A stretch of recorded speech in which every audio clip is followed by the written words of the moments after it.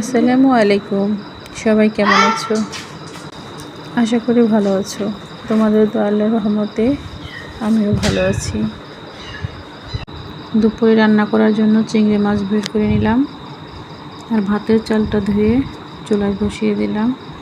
ছাদে কাপড় চোপড় শুকানোর জন্য, তার টানানোর জন্য এসএসের পাইপ আনা হয়েছে, তাই মিস্ত্রিরা আসছে লাগানোর জন্যে।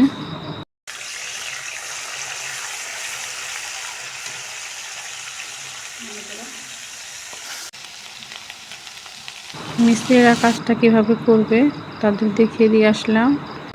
নারকেল দিয়ে চিংড়ি মাছ রান্না করব, তাই নারকেলটা বেটে নিলাম আর পেঁয়াজ মরিচটাও সাথে বেটে রান্নাটা বসিয়ে দিলাম।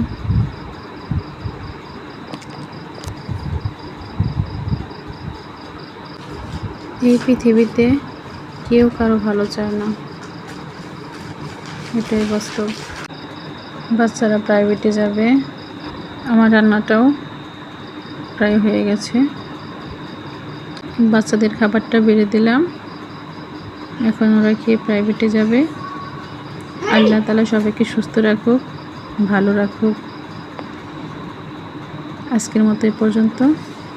আল্লাহ হাফেজ।